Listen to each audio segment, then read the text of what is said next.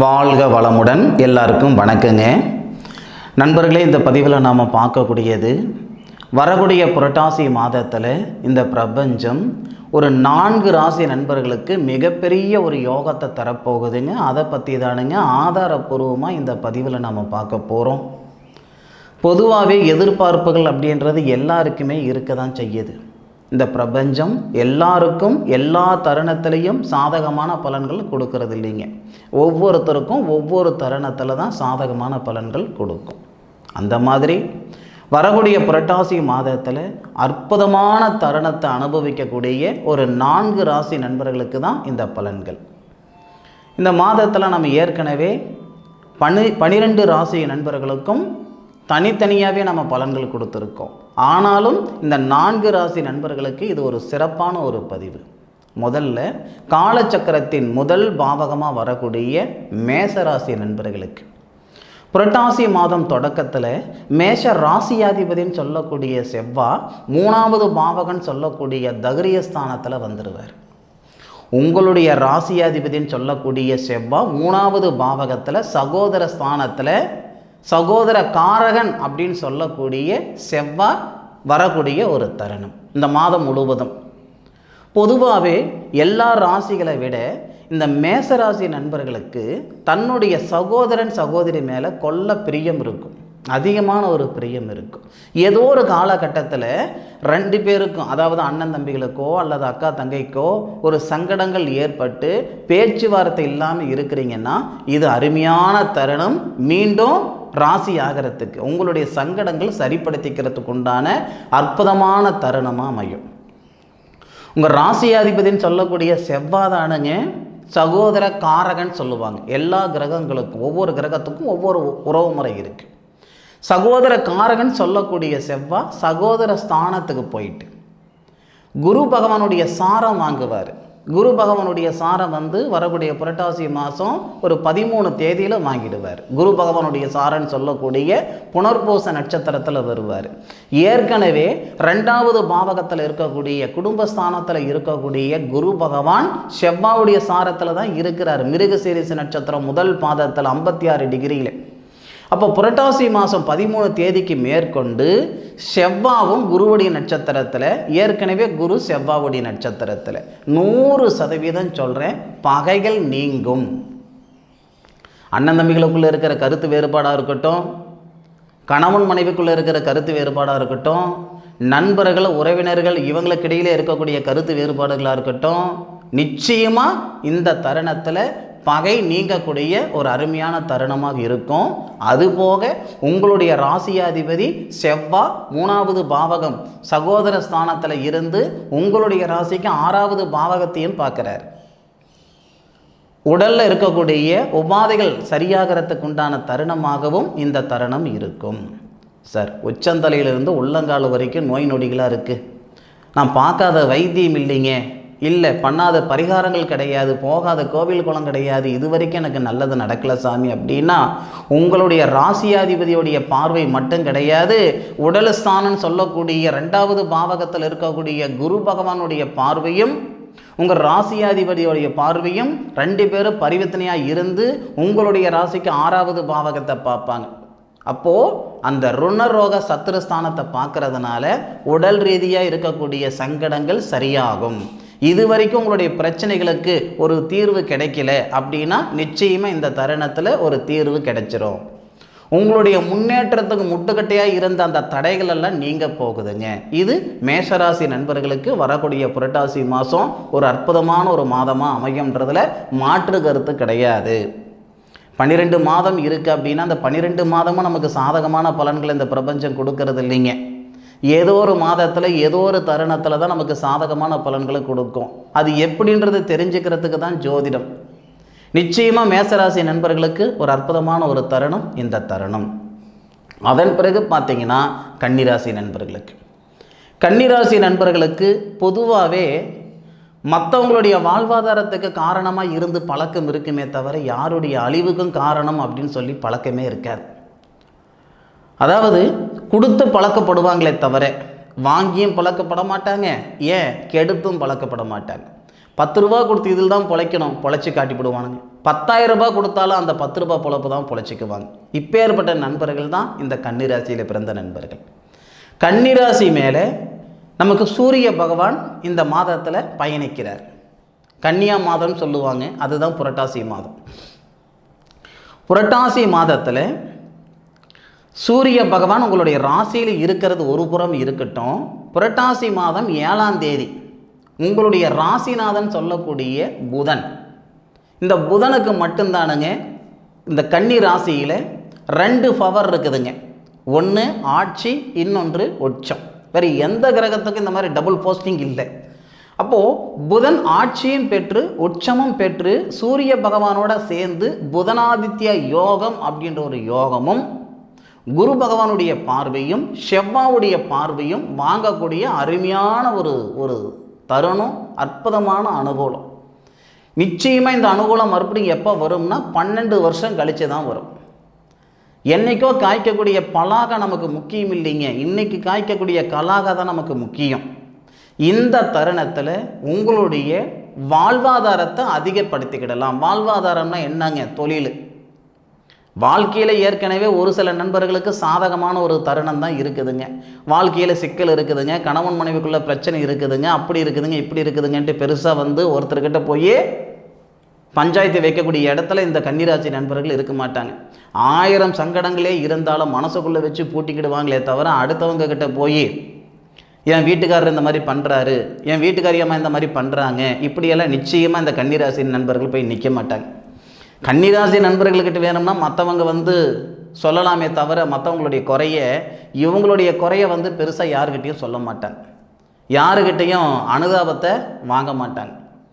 சரி, இந்த கிணத்துல போட்ட கல்லுன்னு வச்சுக்கோங்களேன். எந்த ஒரு விஷயமாக இருந்தாலும் அது சந்தோஷமாக இருந்தாலும் சரி, சங்கடமாக இருந்தாலும் சரி, மனசுக்குள்ளேயே வச்சு போட்டிக்கிடுவாங்களே தவிர கன்னிராசி நண்பர்கள்கிட்ட காசு பணம் இருக்கிறதும் தெரியாது, காசு பணம் இல்லைன்றதும் தெரியாது. எப்பயுமே ஒரே மாதிரி வாழ்க்கை வாழக்கூடியவங்களாக தான் இந்த கன்னிராசி நண்பர்கள் இருப்பாங்க. உங்களுடைய வாழ்வாதாரம் சொல்லக்கூடிய தொழில் அடுத்த கட்டத்துக்கு போகக்கூடிய தருணம் வரக்கூடிய புரட்டாசி மாதம் 7ஆம் தேதியிலிருந்து இருக்குது. சார் 7ஆம் தேதியிலிருந்து எத்தனை நாள் சார்? வருஷம் ஃபுல்லாவா? இல்லைங்க, 24ஆம் தேதி வரை. புரட்டாசி மாதம் 7ஆம் தேதியிலிருந்து புரட்டாசி மாதம் 24ஆம் தேதி வரை இந்த கன்னிராசி நண்பர்களுக்கு இது சாதகமான ஒரு தருணம். ஐயா, நல்லது நடக்கிறதுக்கு 1 வருஷம் தேவையில்லைங்க, 1 மாதம் தேவையில்லைங்க, 1 நாள், ஏன் 1 நிமிஷம் இருந்தால் போதுமானது. அப்போ புரட்டாசி மாதம் 7ஆம் தேதியிலிருந்து புரட்டாசி மாதம் 24ஆம் தேதி வரை கன்னிராசி நண்பர்களுக்கு சாதகமான ஒரு தருணம் தொழிலில் இருக்குது. அப்படின்னா இதை விட ஒரு சந்தோஷம் வேறு என்ன இருக்குது? டெம்பரவரியாக வேலை செய்துக்கிட்டு இருக்கிற நண்பர்களுக்கு பர்மனெண்ட் ஆகிறதுக்கும், வேலையே இல்லாமல் உட்காந்துருக்கிற நண்பர்களுக்கு வேலை வாய்ப்பு உருவாகிறதுக்கும், இல்லை இருக்கிற வேலையில் பதவி உயர்வு வர்றதுக்கும், ஏதோ ஒரு வகையில் தொழில் சார்ந்த விஷயத்தில் மாற்றங்கள் தரக்கூடிய தருணமாக இந்த தருணம் இருக்கும். அதில் மாற்று கருத்தே கிடையாது. அதுபோக விருச்சிக ராசி நண்பர்களுக்கு புரட்டாசி மாதத்தில் எந்த வகையில் நமக்கு மாற்றம் தரப்போகுது அப்படின்னா, விருச்சிக ராசியாதிபதி செவ்வாய். விருச்சிக ராசியாதிபதி செவ்வாய் விருச்சிக ராசிக்கு 8வது பாவகத்தில் மறைவு ஸ்தானத்தில் இருக்கிறாரே. ராசியாதிபதி மறையும் போது எந்த வகையில் நல்லது பண்ணிடும் சார் அப்படின்ட்டு சில ஜோதிடர்கள் சொல்லலாம், ஏன் நீங்களே கூட சொல்லலாம். அதுக்கு நான் விளக்கம் சொல்கிறேனுங்க. 8வது பாவகத்தில் மறைவு ஸ்தானத்தில் வரக்கூடிய அந்த செவ்வாய் குரு பகவானுடைய சாரத்தில் ஏறுறாருன்னு சொன்னனுங்க 13ஆம் தேதி, புரட்டாசி 13ஆம் தேதிக்கு மேற்கொண்டு. ஏற்கனவே குரு பகவான் விருச்சிக ராசிக்கு 5வது பாவகத்துக்கு அதிபதியும் 2வது பாவகத்துக்கு சொந்தக்காரர்னு சொல்லக்கூடிய குரு விருச்சிக ராசிக்கு 7வது பாவகத்தில், அதாவது திருமண ஸ்தானத்தில் குரு செவ்வாவுடைய சாரம், உங்கள் ராசிநாதனுடைய சாரம் வாங்குறாரு, செவ்வாய் குருவுடைய சாரம் வாங்குறாரு. இதுலேயே நட்சத்திர பரிவித்தனை. அதுபோக குரு செவ்வாவுடைய வீடான உங்கள் ராசியை பார்ப்பார் 7வது பார்வையா. இந்த செவ்வாய் குருவுடைய நட்சத்திரம் வாங்கி உங்களுடைய ராசிக்கு 2வது பாவகன்னு சொல்லக்கூடிய குருவுடைய வீட்டை பார்ப்பார். ஏற்கனவே செவ்வாவும் குருவும் நட்சத்திர பரிவித்தனை. அதன் பிறகு வரக்கூடியது என்ன அப்படின்னா பார்வை பரிவித்தனை. செவ்வாவுடைய வீட்டை குருவும் குருவுடைய வீட்டையும் செவ்வாவும், இந்த மாதிரி பார்வை பரிவித்தனைகளும் ஏற்படும். அதுபோக குருவுடைய பார்வையும் சனிவுடைய பார்வையும் உங்கள் ராசி மேலே படும். அப்போது அந்த சனி பகவானுடைய வீடுன்னு சொல்லக்கூடிய மகரத்தையும் செவ்வாய் பார்க்குறாரு. சாமி சத்தியமாக சொல்கிறேனுங்க, உடம்பெல்லாம் சிலுக்குது. இந்த விருச்சிக ராசி நண்பர்களுக்கு இந்த மாதிரி ஒரு தருணம் மறுபடியும் எப்போ வரும் அப்படின்றது எனக்கு தெரியல. ஏன்னா இந்த மாதிரி ஒரு தருணம் வர்றதுக்கு மறுபடியும் ஒரு 30 வருஷம் ஏற்படும். ஏன்னா சனி பகவான் உங்களுடைய ராசிக்கு 4வது பாவகத்தில், உங்களுடைய ராசிக்கு 4வது பாவகத்தில் அதே குரு பகவானுடைய சாரத்தில் புரட்டாதி நட்சத்திரம் சொல்லக்கூடிய குபேரர் பிறந்த நட்சத்திரத்தில் தொழில்காரகன் சொல்லக்கூடிய கிரகம் சனி, தனகாரகன் சொல்லக்கூடிய கிரகம் குரு, தொழில்காரகன் தனகாரகனுடைய சாரம் வாங்கி உங்கள் ராசியை பார்க்கக்கூடிய தருணத்தில் தனகாரகன் இருக்கிறதே செவ்வாவுடைய சாரம், உங்களுடைய ராசிநாதன் வர்றதும் குருவுடைய சாரம். இதெல்லாம் பிரமாதமான ஒரு நேரம். அதுபோக குருவுடைய வீட்டையும் செவ்வாய் பார்க்குறாரு, சனி பகவானுடைய வீட்டையும் செவ்வாய் பார்க்குறாரு. அப்போது சனி பகவானுடைய வீட்டை செவ்வாய் பார்க்குறாருன்னா செவ்வாவுடைய 2 வீட்டையும் சனி பகவான் பார்க்குறாரு. எப்பேற்பட்ட ஒரு பரிவர்த்தனைன்னு பாருங்க. இந்த பக்கம் குருவும் செவ்வாவும் நட்சத்திர பரிவர்த்தனை, குருவும் செவ்வாவும் பார்வை பரிவர்த்தனை. குருவுடைய வீட்டை செவ்வாய், செவ்வாவுடைய வீட்டை குருன்ட்டு. அதே மாதிரி சனி செவ்வாவுடைய வீட்டை பார்க்குறாரு, செவ்வாய் சனியுடைய வீட்டை பார்க்குறாரு. இப்போ நீங்கள் கேட்கக்கூடியவங்க, சார் யார் எங்கே பார்த்தா எங்களுக்கு என்ன சார், எங்களுக்கு பலன் மட்டும்தான் சொல்லுங்கள் சார். அது ஜோசியம் இல்லை. ஒரு பலன் சொல்கிறேன்னா எந்த வகையில் சொல்கிறேன், அதுதான் ஜோசியம். அப்போது இந்த ஒரு அமைப்புகள் இருக்கிறதுனால விருச்சிக ராசி நண்பர்கள் 100% மண்மனை வாங்கக்கூடிய நேரம் இது, இல்லை வாகனம் வாங்கக்கூடிய நேரம் இது. அவ்வளோ எண்ணத்துக்கு புத்திர செல்வம் பெருகிறதுக்கு உண்டான நேரம் சார் இது. ஒன்று விருச்சிக ராசி நண்பர்கள் மண்மனம் வாங்கணும்னு ஆசை இருக்குதுங்க, இது வரைக்கும் வாங்கலையே அப்படின்ற ஆதங்கம் இருக்குதுங்கன்னா இந்த நேரத்தில் 100% செய்வீங்க. இதில் இன்னொரு விளக்கம் கூட உங்களுக்கு நான் சொல்கிறேன். 26ஆம் தேதி புரட்டாசி மாதம் 26ஆம் தேதி உங்களுடைய திருமண ஸ்தானாதிபதினு சொல்லக்கூடிய சுக்கிரன் உங்கள் ராசிக்கே வந்துடுவார். அதாவது அசுரகுருன்னு சொல்லக்கூடிய சுக்கிரன் உங்கள் ராசியிலே வந்துடுவார். சுக்கிரனுடைய வீட்டில் இருக்கக்கூடிய குரு தேவகுரு அசுரகுருவை பார்ப்பார். இதுவும் சூப்பர் நேரம் உங்களுக்கு. அதாவது கிட்டத்தட்ட புரட்டாசி 13ஆம் தேதியிலிருந்து மண்மனை வாங்கிறதுக்கு உண்டான தருணம் ஏற்படும். அதுபோக வாகனம் வாங்கிறதுக்கு உண்டான தருணம் ஏற்படும். திருமணத்தில் இருக்கிற தடைகள் நீங்கிறதுக்கு உண்டான ஒரு அனுகூலம் கொடுக்கும். ஏன் திருமணம் ஆகிட்டு கணவன் மனைவிக்குள்ளார பிரிவினைகள் ஆயிடுச்சு சாமி அப்படின்னா அந்த பிரிவினைகள் மீண்டும் இணையறதுக்கு உண்டான ஒரு அனுகூலம் நிச்சயமாக அந்த பிரபஞ்சம் கொடுக்கும். அதில் மாற்று கருத்து இல்லை. நான் சொன்ன பலன்களில் ஒரு தப்பு இருந்தாலும் சொல்லுங்கள், நீங்கள் என்ன சொன்னாலும் நான் கேட்டுக்கிறேனுங்க. அருமையான தருணம், அற்புதமான தருணம். உங்களுக்கு சந்தேகம் இருக்கிற பட்சத்தில் இந்த வீடியோவை உங்களுடைய ஜோதிடர்கிட்ட அனுப்புங்க, நீங்கள் ஷேர் பண்ணுங்க. ஐயா இந்த மாதிரி இந்த தம்பி சொல்கிறா அப்படிங்க, இதெல்லாம் உண்மையா அப்படின்ட்டு நீங்கள் ஷேர் பண்ணுங்க. அவர் சொல்லுவாருங்க, ஆமாங்க இது உண்மை அல்லது பொய்ன்னு அவர் சொல்லுவாருங்க. நிச்சயமாக அருமையான தருணம், அற்புதமான தருணம். இந்த விருச்சிக ராசி நண்பர்களுக்கு பயன்படுத்திக்கோங்க. புத்திர செல்வம் பெருகிறதுக்கு உண்டான தருணமும் நான் ஏன் சொல்கிறேன்னா 5வது பாவகத்துக்கு அதிபதினு சொல்லக்கூடியவரும் 2வது பாவகத்துக்கு அதிபதினு சொல்லக்கூடியவரும் குரு செவ்வாவுடைய சாரம் வாங்கியிருக்கிறாரு. செவ்வாய் குருவுடைய சாரத்தில் இருந்து பார்ப்பதால் புத்திர செல்வம் பெருகிறதுக்கு உண்டான நேரம். அடுத்தபடியாக மீனராசி. ஏற்கனவே நம்ம மேசராசியை பார்த்தோம். சகோதரர்களுக்கு அதிகமாக முக்கியத்துவம் கொடுக்கக்கூடிய ராசி மேசராசியை பார்த்தோம். பிறகு கன்னி ராசியை பார்த்தோம். அதன் பிறகு விருச்சிக ராசியை பார்த்தோம். அதன் பிறகு மீனராசியை பார்க்க போகிறோம். மீனராசி நண்பர்களுக்கு இது எப்பேற்பட்ட நேரமாக இருக்கும்? ராசிக்கு 3ல் குரு இருக்காரே, ராசிக்கு 3ல் குரு இருக்கிறது சரியில்லையே. ஆமாசாமி சரியில்லை, நான் இல்லைன்னு சொல்ல வரல. ஆனால் குரு பகவான் இந்த தருணத்தில் இந்த மாதத்தில் வக்கரம் அடைவார்.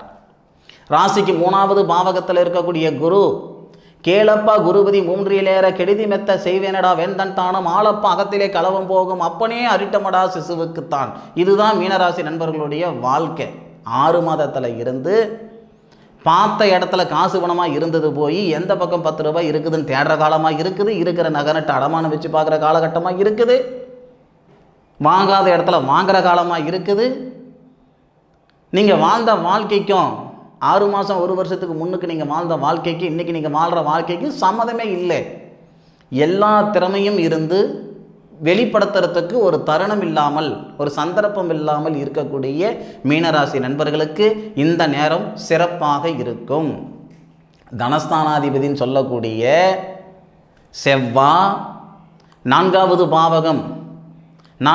பாவகம் அப்படின்னா சுபஸ்தானத்தில் ஏறி உங்கள் ராசியாதிபதியும் அதே மாதிரி தொழில் ஸ்தானாதிபதியும் சொல்லக்கூடிய குருவுடைய சாரம் வாங்கி தொழில் ஸ்தானத்தை பார்ப்பதால் வியாபாரத்தில் தொழில் வளர்ச்சிகள் ஏற்படும், மாற்று கருத்து இல்லை.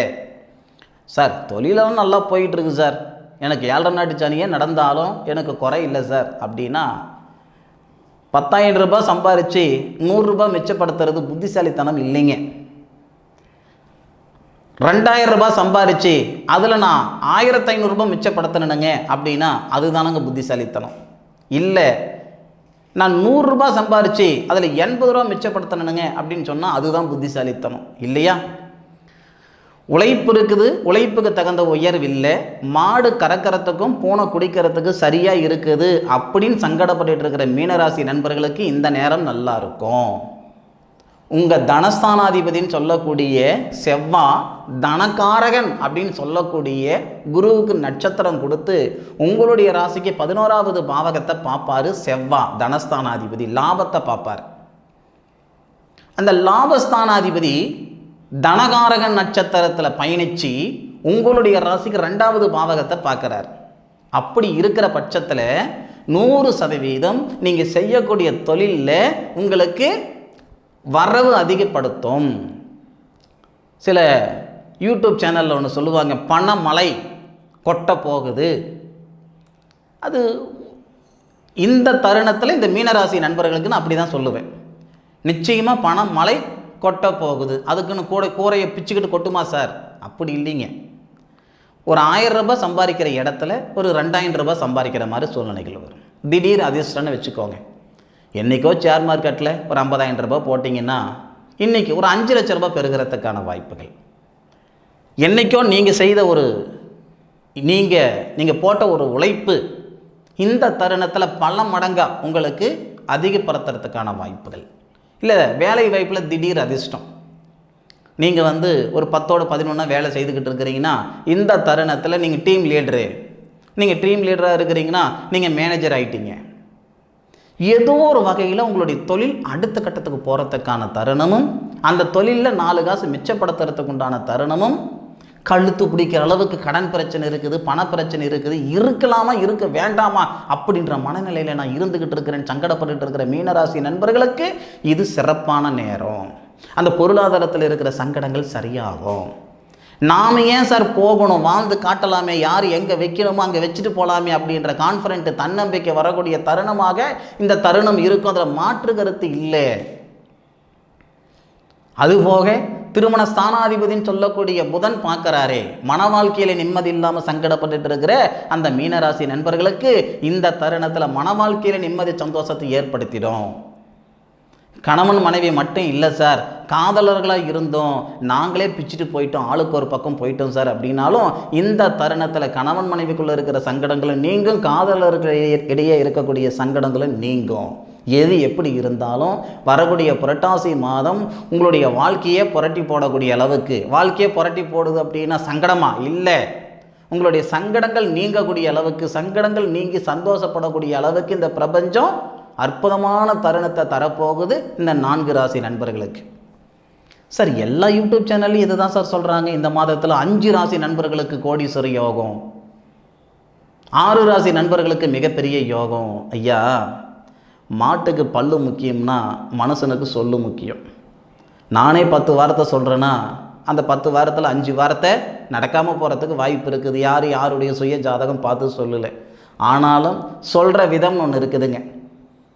ஒருத்தர் ஒரு வார்த்தை சொல்கிறாங்க அப்படின்னா அந்த வார்த்தையில் உண்மைத்துவம் இருக்கா இல்லையான்றது அவங்க கொடுக்கக்கூடிய எக்ஸ்பிளேஷனேஷன், அதாவது எடுத்துக்காட்டு, உதாரணம். அந்த உதாரணத்தை வச்சே நீங்கள் தெரிஞ்சுக்கிடலாம்.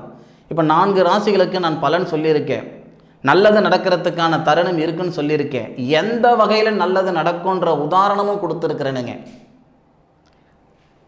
அதாவது வாய் கொடுத்தா மீளலாம், அதாவது சொல்லு கொடுத்தா மீளலாம், அதாவது கை கொடுத்தா மீளலாம், சொல்லு கொடுத்தா மீள முடியாதுன்னு சொல்லுவாங்க. அந்த மாதிரி 100% இது உறுதியான ஒரு பலன்கள், கண்டிப்பாக ஆதாரபூர்வமான ஒரு பலன்கள். அனுபவித்து சொல்லுங்கள். இந்த மாத கடைசியில் இந்த 4 ராசி நண்பர்கள் சாதகமாக இருந்தீங்களா, இல்லை சங்கடப்பட்டு போனீங்களா, சந்தோஷத்தை அனுபவிச்சிங்களா, சந்தோஷத்தை அனுபவிக்கலையான்றது இந்த மாத இறுதியில் நீங்கள் கமெண்ட்ஸில் சொல்லுங்கள். சரியா? இல்லை இந்த மாதத்தில் நான் நீங்கள் சொன்னது எதுவுமே எனக்கு நடக்கலை சார் அப்படின்னா அடுத்த மாதத்துலேருந்து என் வீடியோவே பார்க்காதீங்க. நான் ஓப்பனாக சொல்கிறேனுங்க. ஏன்னா என்னுடைய மனசுக்கு தெரியும் இந்த மாதத்தில் 100% இந்த 4 ராசி நண்பர்களுக்கு மாற்றங்கள் வரும்ன்றது. நிச்சயமாக இந்த பலன்கள் இந்த 4 ராசி நண்பர்களுக்கு பயனுள்ள ஒரு பதிவாக நான் இருக்கும் நான் நம்புகிறேனுங்க, மனசார நம்புகிறேன். இன்னொரு விஷயம், நேர காலங்கள் மட்டும் சாதகமாக இருந்தால் போதாதுங்க. நேர காலங்களோடு சேர்ந்து நாமளும் பயணித்தாதான் போக வேண்டிய இடத்துக்கு போய் சேர்ந்துக்கிட முடியும். உழைப்புன்ற ஒரு விதையை போட்டால் தான் வெற்றி அப்படின்ற ஒரு விருட்சத்தை நாம் பார்க்க முடியும். இந்த தருணத்தை சரியான முறையில் பயன்படுத்திக்கோங்க. இந்த பதிவு உங்களுக்கு பயனுள்ள பதிவாக இருக்கும் நான் நம்புகிறேன். மீண்டும் அடுத்த ஒரு அற்புதமான தருணத்தில் உங்கள் அனைவரையும் சந்திக்கும் வரை உங்களிடமிருந்து விடைபெறுவது உங்கள் வீட்டு ஜோதிட நண்பனான மா காளிதாஸ் மணிகண்டன். திருச்சிற்றம்பலம். வாழ்க வையகம், வாழ்க வளமுடன்.